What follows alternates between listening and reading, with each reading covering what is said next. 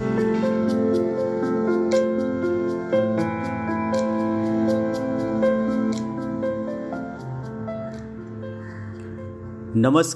मंडळी, शिऱ्याचे कथाविश्व या कथा मालिकेत आजची कथा थोडीशी वेगळी आहे मंडळी.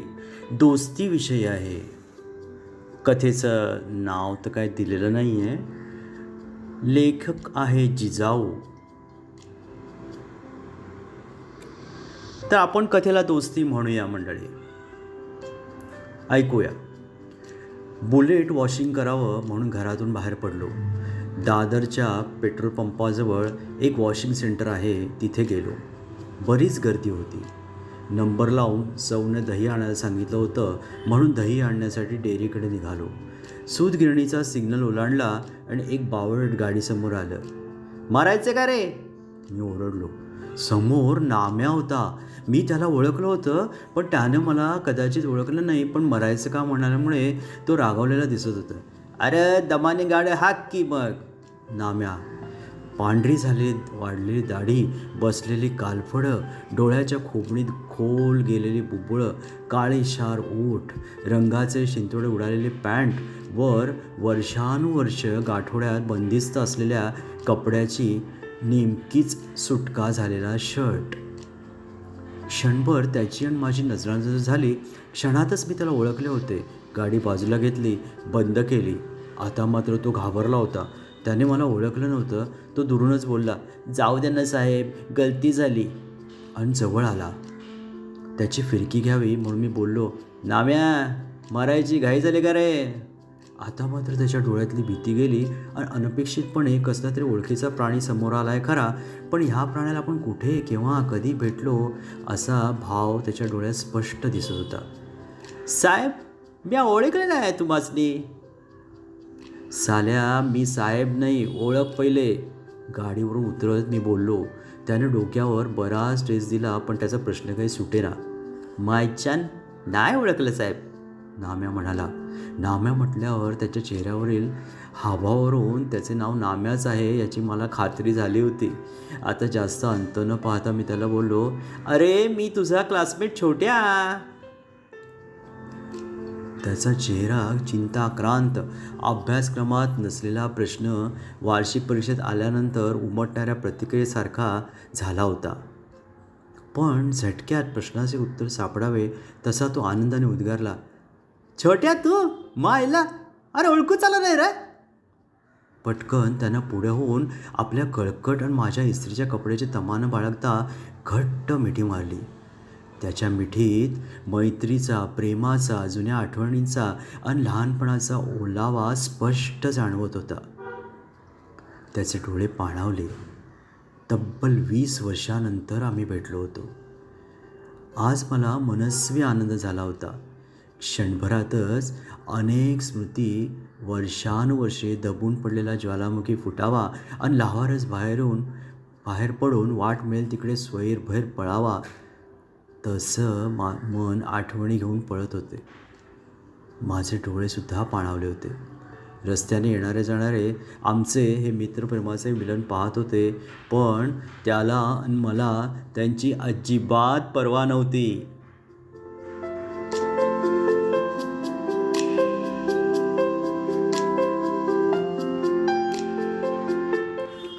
नाम्या म्हणजे शालेय जीवनातलं मी अनुभवलेलं एक जबरदस्त रांगडं व्यक्तिमत्व. अभ्यासाकडं नेहमी दुर्लक्ष. आईच्या आणि शिक्षकांच्या धाकानं आमच्या वह्या घेऊन त्याचा गृहपाठ पूर्ण व्हायचा. त्यामुळे तो आमचा फॅन. कर्जामुळं बापानं आत्महत्या केली होती. आईनं तळहाताच्या पोळाप्रमाणे प्रेम जपून याचा सांभाळ केला. त्याच्या आईच्या हातच्या बाजरी, ज्वारीच्या भाकरी, आंब्याचं लोणचं ठेचा, कारळाची जवसाची चटणी मी गृहपाठ पूर्ण करण्याच्या मोबदल्यात अनेक वेळा खाल्ली होती. सध्या आठवलं तरी तोंडाला पाणी सुटावं अशी स्वर्गीय चव. त्याच्या रांगणेपणावर एक वर्गमैत्रीण पण फिदा होती, नाम्यावर. पण गेले ते दिवस आणि राहिल्या फक्त आठवणी.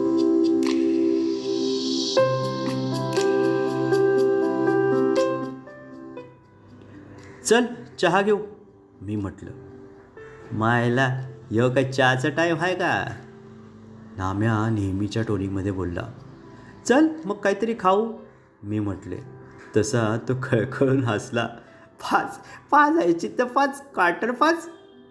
त्याच्या बोलण्यावर कमीत कमी त्याच्यासाठी तरी माझ्याकडे काहीच ऑप्शन नव्हते. चल, मी बोललो. अगदी 10-15 फुटाच्या अंतरावर एका नाल्यावर एक देशी दारूचे दुकान अभिमानाने उभे होते. त्याला पुढे बारमध्ये जाऊ म्हटलं, पण हात झटकून नकार देत तो देशी दारूच्या दुकानाकडे निघाला देखील. शहरातील 53व्या दरवाजातून प्रवेश करावा तसा मी आत प्रवेश केला. माझे रोजच्या प्रतिनिधीतील काही बांधव आपली मान मुरगळून पडले होते, काही पेंगत होते तर काही तरंगत बाहेर पडत होते. बऱ्याच दिवसापासून झाडू मारलेला नव्हता, दुर्गंधी पसरलेली, आणि आजच्या खोलीजवळ आलो की दारूचा उग्र दर्प सुटला होता. पण आज नाम्यामुळे सर्व सहन करणे होते. नाम्या काउंटरवर गेला. सेट, क्वार्टर द्या म्हणत माझ्याकडे पाहत होता. मी लगोलग खिशात हात घालून 500ची नोट काढली आणि त्याच्या जाळीच्या बंदिस्त खिडकीतून आत ढकलली. सुट्टे दे रे, आतला मनुष्य तावाने बोलला. किती, मी बोललो. 45 दे, तो म्हणाला. 500ची नोट परत घेत त्याला मी 50ची दिली. 5 परत देण्याऐवजी त्याने मला एक फुटाण्याचे पाकिट फेकले. नाम्याने ते परत देत 2 पाणी पाऊच घेतले. माझ्यासाठी सर्व नवीन होते, पण त्याची जणू PhD झाली असा तो वावरत होता. त्याने समोरच्या नळावर एक पडलेला काचेचा ग्लास धुतला आणि त्यात ती देशीची क्वार्टर ओतली. पूर्ण अर्धा पाणी पाऊच दाताने फोडून ओतला आणि ग्लास तोंडाला लावला. डोळे बंद, नरड्यातला मणी खालीवर करत अर्धा ग्लास त्याने हापसला. अर्धा रिचलवर तो थांबला आणि जवळ पडलेल्या मिठाच्या वाटेतून चिमूटभर मीठ घेऊन यज्ञात फेकावे तसे तोंडात फेकले. तोंड कसे तरी करत डोळे उघडून मला बोलला. मग काय चाललं आहे तुझं, काय करतोस? आपली नोकरी, दुसरं काय. बरं आहे मर्दा, तुझ्यासारखं मोर नशीब कुठं, नाम्या उद्गारलं. बरं, म्हातारी कशी आहेत?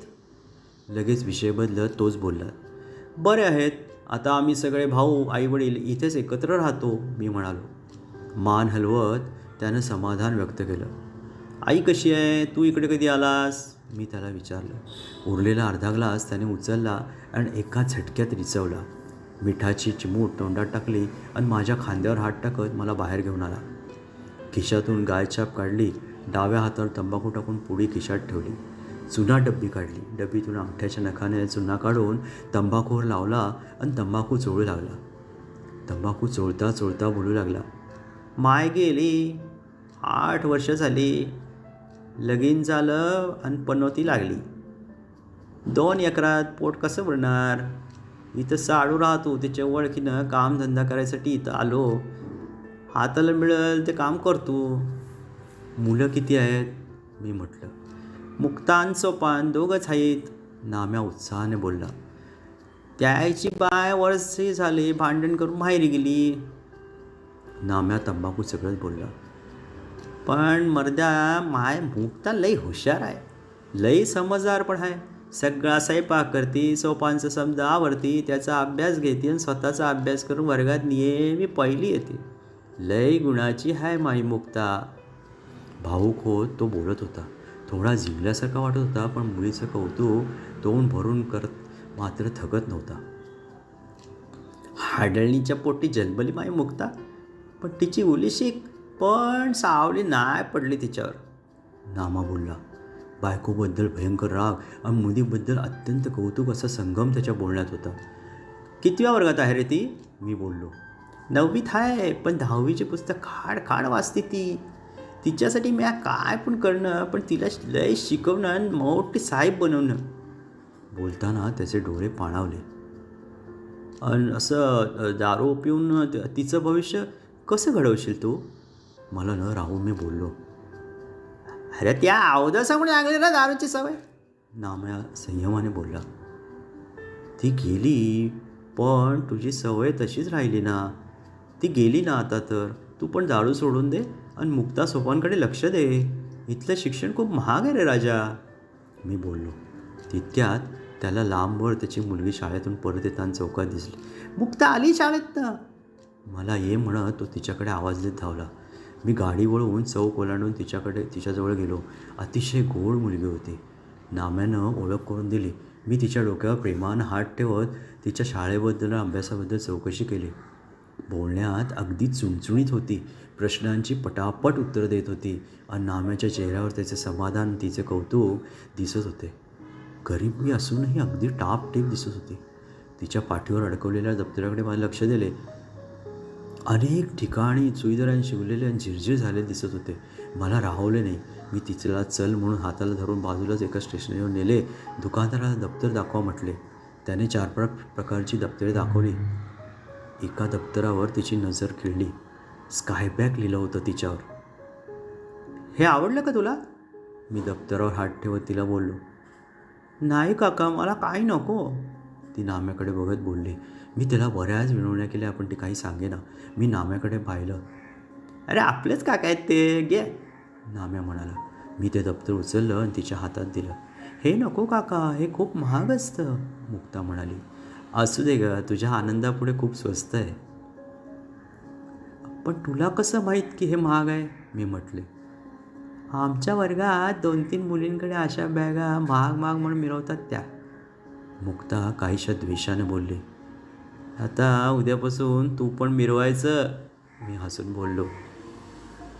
सोपांसाठी आणि मुक्तासाठी चॉकलेट घेऊन दुकानदाराला पैसे दिले आणि मुक्ताला घरी जाण्यास सांगून मी पुन्हा नाम्याकडे मोर्चा वळवला. बघ नाम्या, तुझ्या मुक्ताला माहीत होतं की ते दप्तर महाग आहे म्हणून जुनं दप्तर शिवून ती वापरत होती आणि तिला मी घेऊन देत होतो तरी ती महाग आहे म्हणून नको म्हणत होती.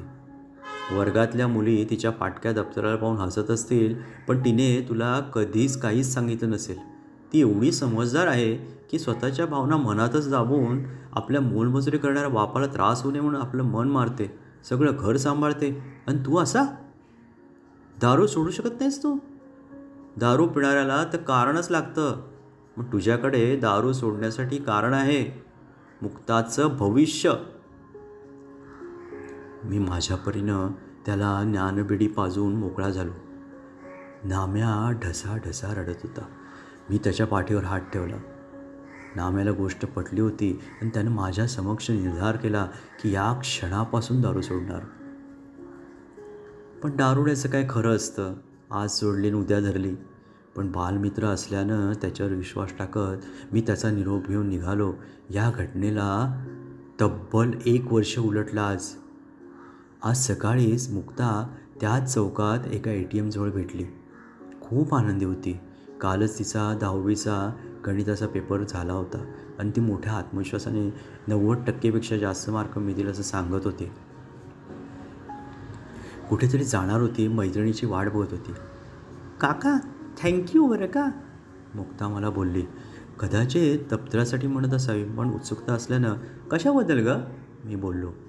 तुमच्यामुळं बाबांनी दारू सोडली, आता घरी लवकर येतात, आमच्याबरोबर जेवतात आणि आई पण परत आली आणि मला अभ्यासासाठी खूप वेळ भेटला, त्यामुळं माझा खूप अभ्यास झाला. मुक्ताच्या डोळ्यात खळकन पाणी आलं. एवढ्यात मुक्ताची मैत्रीण तिथे आली. तिने स्वतःला सावरत माझा निरोप घेऊन ती निघाली. माझ्याही पाण्याने भरलेल्या डोळ्यातून तिची पाठमोरी आकृती दूरवर जाताना अस्पष्ट दिसत होती. तिचा थँक्यू माझ्या हृदयावर कायमचा कोरला गेला. छाती फुगल्यासारखी वाटू लागली. कधी नव्हे तो आज माझाच मला अभिमान वाटत होता. कधी नव्हे ते माझ्या डोळ्यातून आलेले अश्रू हाताने पुसत घराकडे परतलो. आज ज्ञानपिढीतून खरोखर धूर निघाला होता.